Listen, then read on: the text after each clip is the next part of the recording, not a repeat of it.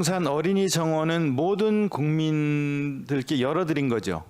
그렇습니다. 누구나 갈 수 있는 거죠. 네. 네.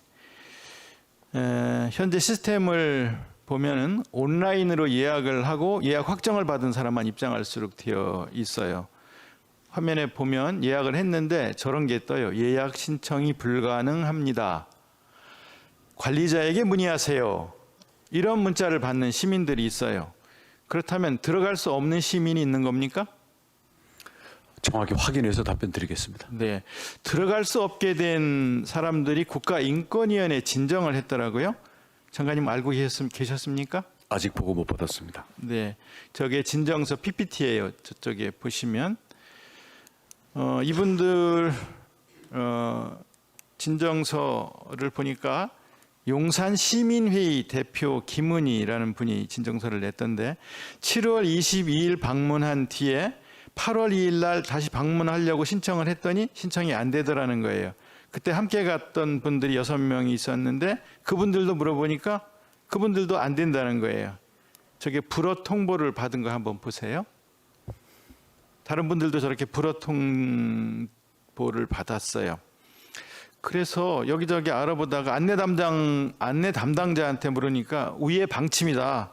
이유는 말할 수 없다 그러더래요. 근데 용산서 정복과 형사의 말에 의하면 용산 어린이 정원에 들어가서 사진을 찍어서 SNS에 올리고 그게 정치적으로 문제가 돼서 이게 평온을 해쳤기 때문에 안 된다 이렇게 말을 하더라는 거예요. 혹시 알고 계셔요? 모르고 있습니다.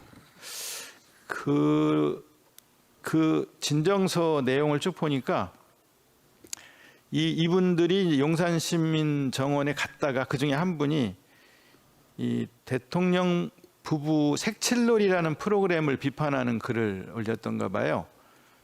저 어린이들에게 저걸 제공하면서 이제 저 위에다가 색칠하라. 요걸 비판하는 글을 올렸다고 그러는데 그런다고 해서 출입을 통제하는 건 좀 너무하지 않습니까, 장관님? 확인해 보고 말씀드리겠습니다.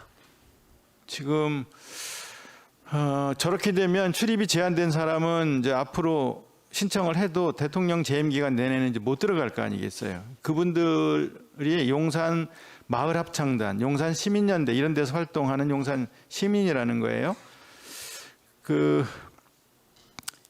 인권위에 낸 진정서를 보니까 또 다른 사람들도 출입이 제한돼 있더라고요. 대학생 환경 동아리에서 9명, 노래 동아리 8명, 뭐 출입 금지된 대학생들도 30명 정도 된다고 그래요. 이 대학생들이 방문 요청한 날이 7월 11일인데 그 전에 7월 10일 하루 전날 출입 제한 조항이 신설되고 그리고 그 대학생들도 방문 신청해서 출입이 금지됐는데요. 놀라운 거는 출입 신청서에 기재하는 게 이름, 주민번호, 전화번호 이게 전부거든요. 이름, 주민번호, 전화번호.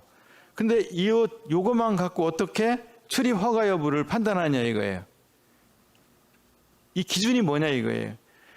저는 생각해 보니까 이거 혹시 주민번호, 전화번호만 딱 보고도 이 사람은 된다 안 된다를 판단한다면 이거 혹시 무슨 사찰을 하거나 블랙리스트가 만들어져 있나? 이런 생각을 하게 되는 거예요. 이 국토부는 지금 LHA 이거 위탁하고 있죠? 예, 그렇습니다. 그래서 국토부한테 이게 어떻게 된 거냐?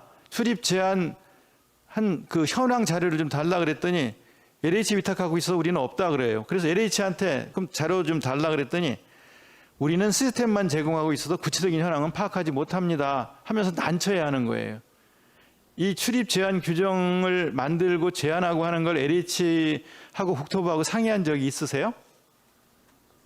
장관님. 역시 실무적인 부분, 워낙 극히 실무적인 부분이라 확인한 후에 저희가 관리하고 있는 업무에 대해서는 말씀을 드리겠고요.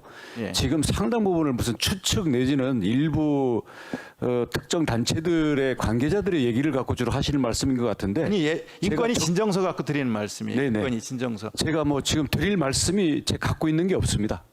그러니까 그래도 LH 위탁했다고 해도 국토부 장관한테 관리 책임은 있지 않아요. 그런지도 한번 확인해 보겠습니다. 업무 규정을. 아니 위탁했다 하더라도 위탁을 준 거니까 저는 국토부 장관이 관리 책임이 있다고 보는데요. 지금 처음 듣는 거라서 잘 모르겠다. 나중에 답변하시겠다라고 하면 나중에 다시 확인해서 저희 의원실에 알려주시고요. 예, 확인해보고 답변 드리겠습니다. 예, 이게 출입 가능 여부를 관계기관이 정해서 통보한다. 만약 위에서 정한다라고 할 때 그 위가 어디냐? 이거 운영위에서 물어보니까 대통령 경호처 차장한테 의원이 질의를 하니까 이렇게 시민들 출입시키지 말라고 요청한 적이 있습니까? 그러니까 경호차장이 그렇다고 답변을 했어요. 경호처가 시민들의 출입 금지 이런 것들을 인정을 한 거예요. 그러니까 대통령 경호와 관련되어서 시민들을 어린이 정원에 못 가게 한다. 이 대통령 경호하고 무슨 관계가 있겠습니까? 이거 과잉 충성하는 거 아닌가 이런 생각이 들어요. 이거 좀 지나쳐요. 물품 반입 이런 거는 있을 수 있잖아요. 경호와 관련해서 경호처에서 물품 반입 이런 걸 검사할 수는 있다고 생각해요. 근데 특정인들은 출입 안 된다. 이거는 좀 지나치고요. 여기가 국민에게 개방하고 특히 어린이들한테 개방한다고 했는데 이게 대통령 사유지는 아니잖아요. 여기 예산도 많이 들어가요. 2022년에는 277억 들어갔고 23년에는 683억 들어가고 내년엔 예산도 서 있는데 이렇게 하니까 지금 관람객이 얼마나 왔나 보니까 개방 이후에 넉 달간 5만 6천 명 왔어요. 그 옆에 있는 국립중앙박물관은 1년에 153만 명 가거든요.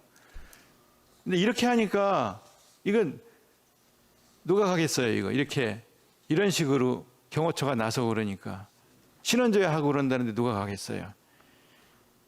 저는 모든 국민은 불이익당하지 않을 권리, 차별받지 않을 권리, 배제당하지 않을 권리, 감시당하지 않을 권리가 있다고 생각해요. 이렇게 하면 이거 헌법 위반입니다.